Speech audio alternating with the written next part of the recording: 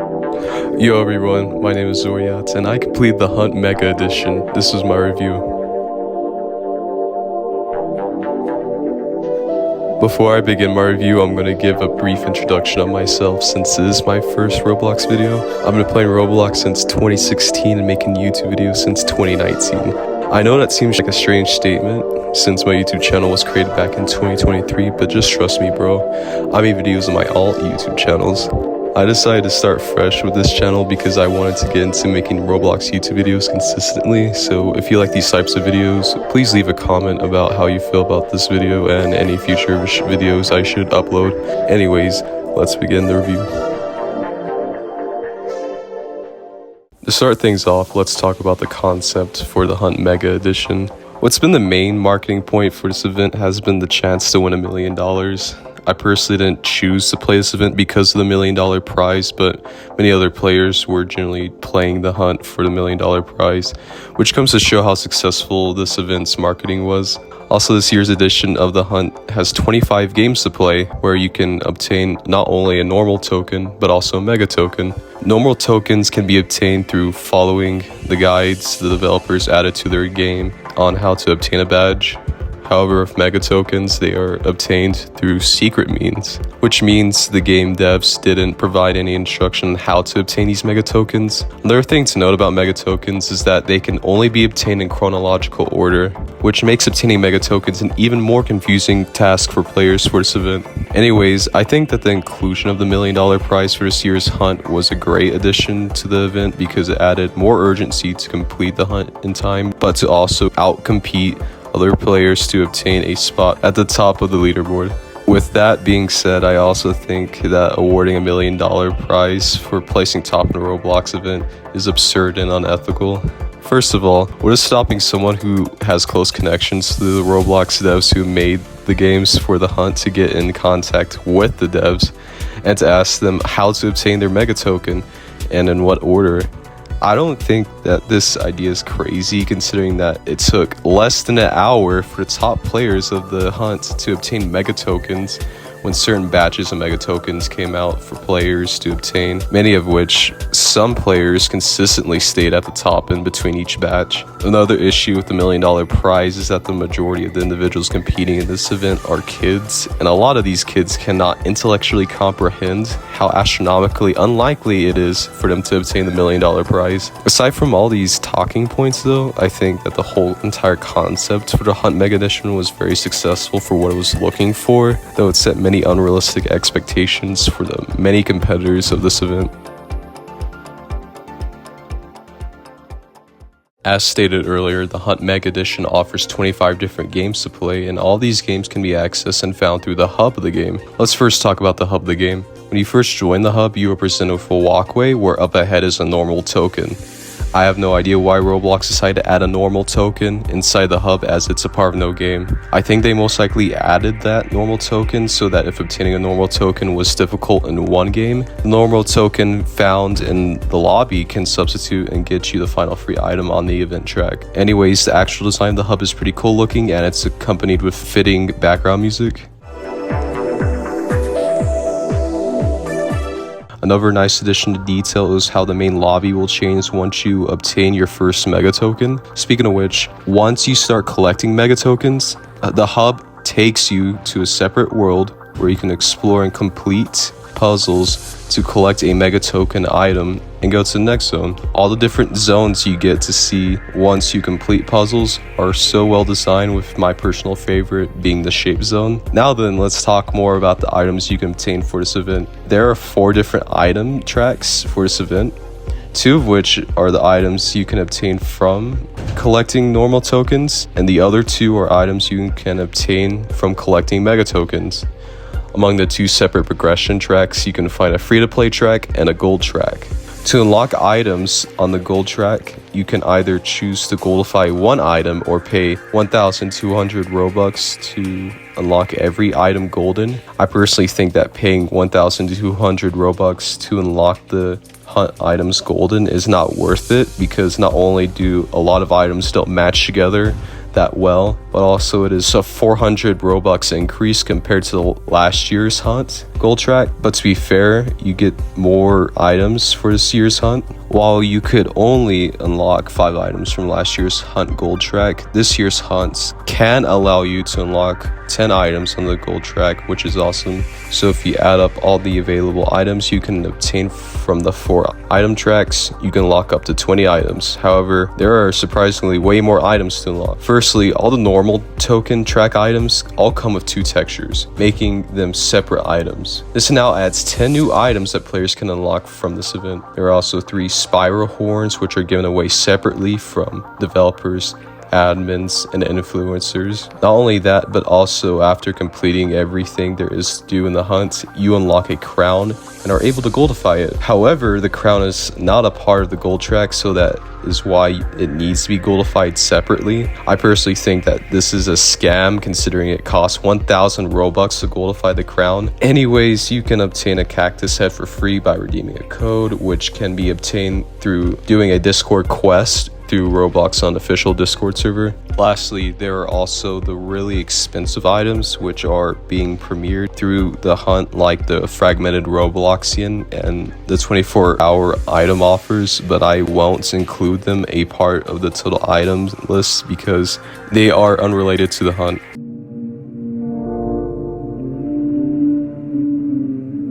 So you can potentially obtain 20 items for free and 36 items if you goldify everything. With all these obtainable items, this makes completing the hunt worth it, which was the main reason why I did the hunt in the first place. The Hunt Mega Edition has been the best event to obtain items, especially free items. While past events like egg hunts might have given out a lot of items, they were all eggs.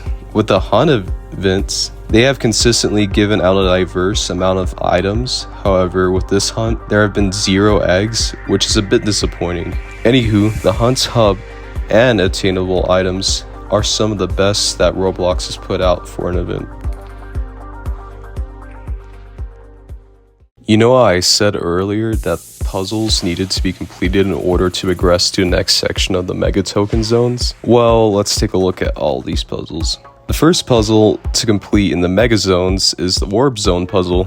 In this puzzle, all you have to do is push all these cubes into a green section. There isn't much to comment on about this puzzle because it's quite easy for anyone to figure out and complete. Next puzzle is the Block Zone puzzle. This puzzle is similar to the first puzzle, except the cubes slide across the map until it is stopped by something.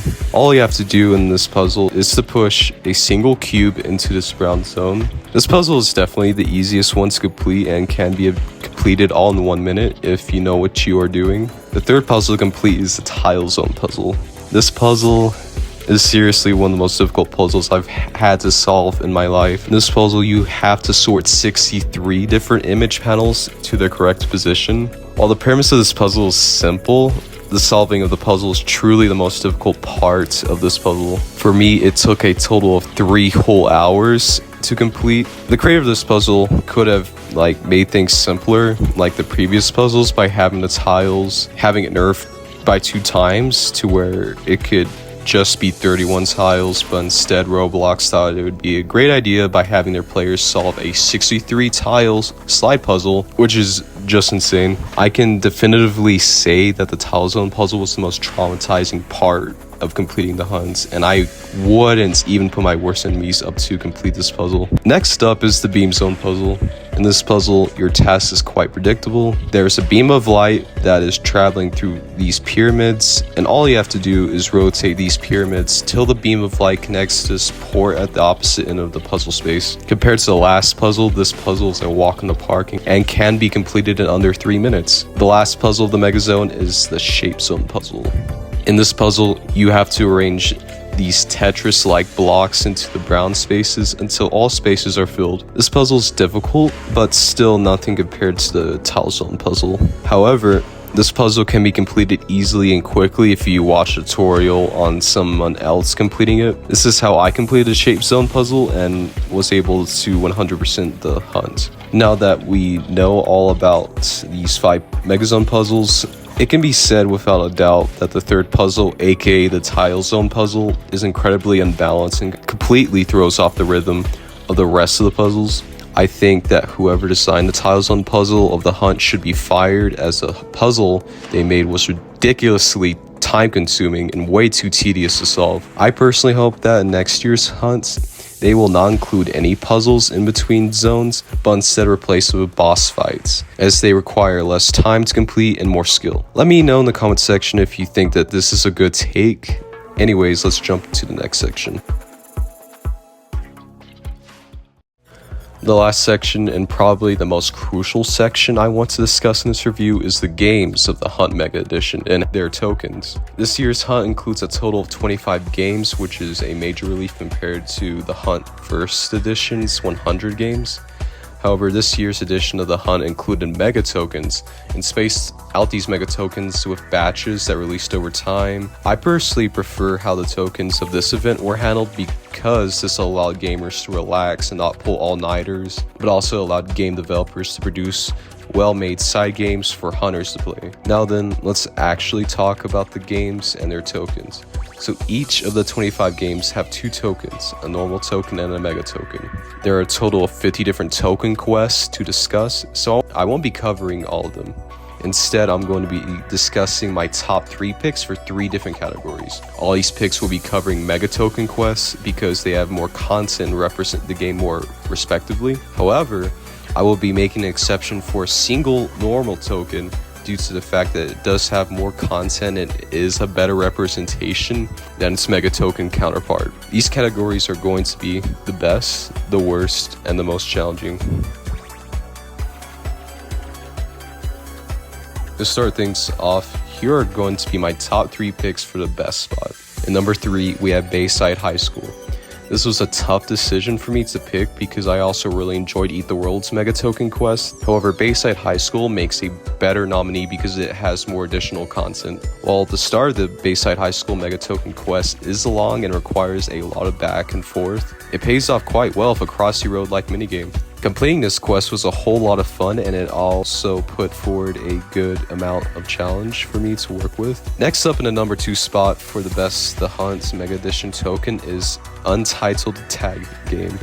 Everything from this quest pacing to content to design is perfect. However, this game's quest has some notable bugs which will be discussed later. Anyways, the quest starts with you going through a portal in the normal game, which then transports you into a separate game where you plays a captured prisoner in this like late stage capitalism-esque world where this rich and powerful guy named, well, Guy offers you a chance to escape in exchange that you find the mega token and bring it to him. The gameplay from then forward is fun and action-packed. You first start off by operating a drone and then scanning all these prisoners. You then break yourself the drone and escape your way to this energy power station area where you have to evade and take down these guards similar to Metal Gear Solid. Then you overload some turbines, do some parkour, and make your way out the facility and do some more parkour. Overall, Untitled Tag Game's Mega Token Quest is probably the most fun token quest in the Hunt Mega Edition.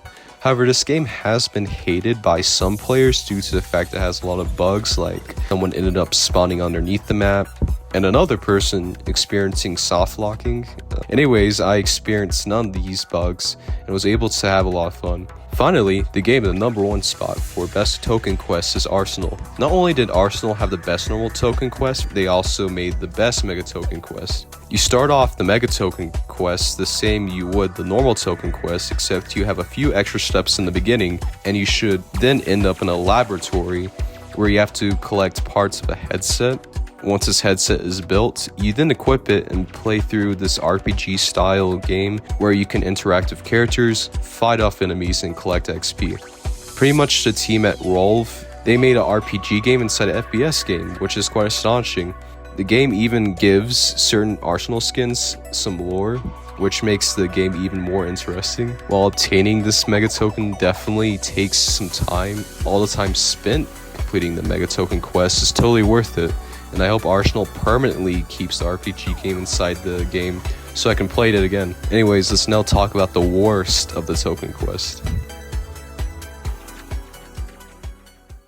While there were certainly some great quests that came from the Hunt Mega Edition, there also came some completely terrible quests which need to be discussed. Before I begin my listing, I just want to say that this was a difficult ranking to do, so I'll go ahead and state my honorable mentions and why they are there. First honorable mention is Rivals, due to how hard it was to not only get a lobby started, but to also pick up all 15 items from the dead bodies required for the next step.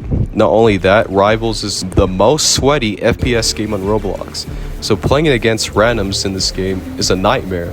However, you can avoid so much of this trouble by just booting up 3 alt accounts and playing against them to solve the 15 items required for completing the quest. My next honorable mention is IT Girl, solely because my personal experience with trying to find all the batteries required to start the quest. It took me 1 whole hour to find the 3rd battery I was looking for. Anyways, now to the real top 3 worst games to the Hunt Mega Edition. In the number 3 spot, we have Car Crushers 2.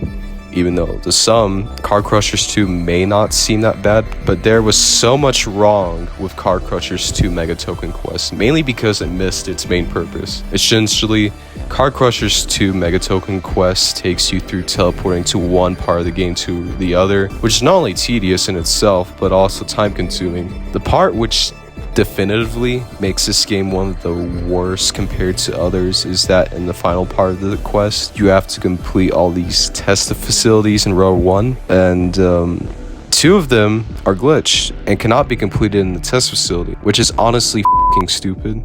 To complete the landslide test, you had to drive halfway across the map to this hidden hole which drops you down and lets you complete the landslide test. Freezer test to be completed on the other end, you had to teleport all the way to the OG destruction facility in Car Crushers 2 and use that game's freezer test to complete the freezer test in the modern destruction facility. In conclusion, this game was a complete miss, and I think that the creator of Car Crushers 2's Mega Token Quest should deserve some form of consequences from Roblox for making a misleading token quest. Next up in my number 2 spot is Pet Simulator 99. One of my biggest pet peeves when it comes to completing a quest in any video game is having to follow very specific steps in order to complete it, and Pet Simulator 99's Mega Token Quest fits the definition of this pet peeve of mine so well. To start off, you have to start a tier 16 raid for some reason, then complete it so you can unlock this lucky key. Once this lucky key is obtained, you have to open a certain door to the houses that can be found in tier 16 raid, and it opens up to this golden room. While this might seem fairly simple, the steps you have to follow afterwards is what messes up so many players. Not only did you have to click all these random glowing blue lines to unlock this pot of gold, but also then had to click every clover growing out of the ground. It took me 2 attempts to click all these clovers, and it was so frustrating to remember if I clicked on a clover or not, because after clicking on a clover, nothing indicates you just clicked on it. Pet Simulator 99 is quite deserving the 2nd worst game spot. However, there was one Mega Token quest so bad that it ended up causing the developer's Discord server to get raided with hate comments. The game in the number 1 spot for the worst token quest is Faction Gunfight. For this game's Mega Token Quest, I'm going to be covering its initial launch, and I'm not going to be covering its later updates, which would end up fixing the quest, mainly because these issues need to be discussed. Anyways, how this quest initially launched was terrible, and there are multiple reasons why.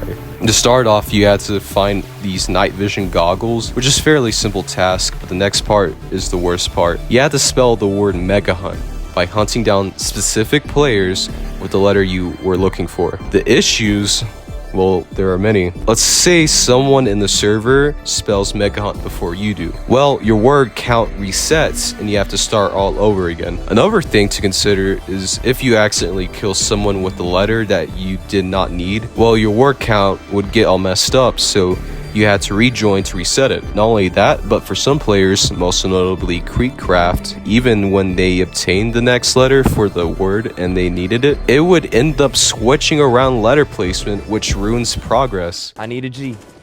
None of them have a G. A G, G, G! Please! Yeah! It reset! It reset!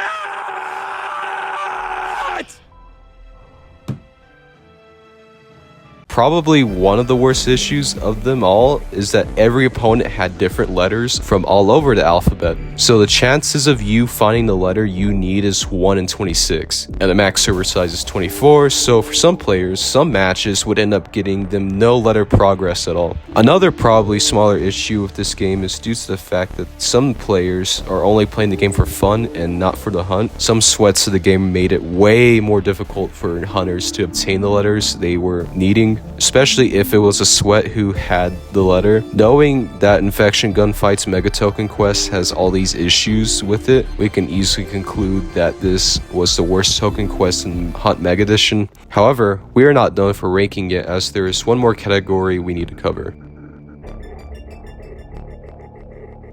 Last category I'm going to be ranking token quests on is how challenging they were. The reason I created this own separate category is because it's important to actually discuss the quests that made the Hunt Mega Edition hard. Due to the fact that the Hunt Mega Edition is a competition event, some of the really challenging token quests ended up making some players quit competing for the $1 million prize. This is of course my ranking list though, so I'll be nominating which games is the most challenging based on my own experience. So let's get into the rankings. At the number 3 spot, we have Basketball Legends. Even though Basketball Legends was a fairly average Mega Token quest, what made this quest so challenging was its final boss, who was so perfect at the game that he practically never missed a shot. While completing the first 75% of the quest was simple, trying to outscore NPCs quick and never misses a shot is a definition of sweating. However, Basketball Legends definitely taught me that practice makes perfect, and I was able to defeat the NPC after my 6th attempt at competing with him. While this quest may seem fairly easy to complete on paper, it is the doing part of the quest which will cause you a lot of challenges. The next quest I'm going to be ranking in the number 2 spot for the most challenging token quest for the Hunt Mega Edition is actually going to be a normal token, and that is the normal token for a Dusty Trip. As I stated previously, I chose a Dusty Trip's normal token over the Mega Token because it represents the game better and it has more content. Not only that, but it is more challenging, which is incredibly weird considering that Mega Tokens are typically meant to be easier than normal tokens. So what makes this normal token so challenging, you ask? Well, let's go over the steps you need to fulfill in order to obtain the normal token. To start off, you need to construct the car so it can run properly. Once constructed, you then have to drive this car with terrible handling to a cabin out in the middle of the woods, where you fight this lumberjack. This boss, just like the other 2 bosses of the quest, goes through 3 phases. In between each phase, the boss is temporarily vulnerable and open to attack. Once the boss is attacked after the 3rd phase, the boss is dead. With the lumberjack, he can be incredibly challenging if you do not know what you are doing. What killed me so many times when fighting the lumberjack boss is its spiral saw attacks. These attacks are thrown onto the ground by the lumberjack and they spawn multiple saws, which travel in these spiral lines. If the spiral saw attacks are thrown directly onto you, even if you sprint and jump, they can knock off half of your health, and potentially if you don't sprint and jump, well, you're practically dead. Aside from that, the lumberjack boss is relatively possible to beat. After beating the lumberjack boss, you then have to drive to the next spot of interest, which is a mine. Once you arrive to this mine, you come across the miner boss. This boss is easier compared to the lumberjack boss due to the fact that the miner has more dodgeable attacks. I think the only difficult part about the boss is when he spawns his zombie minions to attack you. These minions can be incredibly annoying to kill due to the fact that when they get close to you, they can just jump out of your line of fire. However, this can be countered by staying in the center of the map when the boss is spawning their zombie minions. Anyways, once you defeat the miner boss, you then have to make your way out of the mine. This part can kill you multiple times if you're a terrible driver and if you can't time your pacing correctly when escaping the mine. This is due to the fact that the mine is exploding in on itself when you are making your escape. Once you manage to escape, you then drive to the castle where you meet the 3rd and final boss, who is an Ice Queen. This Ice Queen is easily the most difficult boss fight in the entirety of the Hunt Mega Edition, even more difficult than any boss from last year's hunts, all just because of this particularly impossible attack that the Ice Queen uses during during the boss fight. The attack in question being these homing ninja stars, which come in quick and deal tons of damage. I've never been able to dodge these stars by myself, so they are way more easy to dodge if you have other people doing the boss fight with you. So if you were able to beat the boss, it is most likely because there were multiple of you, so it made the distribution of damage tolerable from the homing ninja stars. Overall, a Dusty Trip's normal token quest is the ultimate endurance test, and if you manage to beat it like I did, I have high respect for you. Now for the moment you have all been waiting for. Here's my top 1 game for the most challenging quest token for the Hunt Mega Edition, and this rank obviously goes to Pressure's Mega Token Quest. No words can honestly describe how truly difficult this game's Mega Token Quest was. The best words I can use to describe this quest is to imagine you are trying to juggle chainsaws that are on fire while you are on a unicycle that is on a tightrope walk. That is how completing this quest felt like, and I'm about to explain to you why. Firstly, for the Mega Edition version of the quest, you need to find just the Cryptor tool, which isn't too crazy, but what makes this all even more worse is that along with keeping constant attention to all these monsters that are trying to kill you, you also have to remember which rooms along your journey have a radio, and then you have to fine-tune the radio so the signal comes in clear, and then you have to use your radio decryptor tool to decrypt its message. Not only trying to keep constant vision on the monster known as the Crooked is already pretty difficult in itself, but you also have to have a flashlight ready to scare off the monster known as Rebarb, and you have to know when the Crooked decides to hide in the closet, which can be difficult to know when you are getting overstimulated because there's this monster named Pipsqueak who can potentially catch you and murder you if you're not in the closet in time. The worst thing about all this is that you have to handle all of this for 40 rooms, which is incredibly frustrating and exhausting. Also, if you forget to decrypt a radio message along your journey, well, you have to go back to where that radio was to decrypt it, or just restart the game entirely. So let's say you managed to decrypt all the radios and escape all 40 rooms. Now, you have to enter your decrypted code into the secret door, which from there takes you to a separate game where this game show host puts you through yet another challenge that is potentially worse than your previous one, where you have to collect 30 intensity fragments to escape. As you collect more intensity fragments, the intensity of the game gets worse. There are multiple reasons why trying to obtain all these fragments is incredibly difficult, but the biggest thing stopping players from grabbing all the intensity fragments is that if you look away from the Crooked for too long, he will attack you and potentially kill you. I seriously think that trying to dodge the Crooked's attacks wasn't even the most difficult part of the second section of this quest, because what was the most deadly part of the second section of the quest was the glitches. Sometimes when Pipsqueak came to rush me, the Crooked would sometimes never get out of his closet. This meant that the next time Pipsqueak was meant to spawn, I couldn't hide in time because I couldn't tell if he was coming or not. With all this aside, I think with enough awareness, you can complete the Pressure's Mega Token Quest. I just really hope in the future there won't be another game like this that makes it very difficult to complete.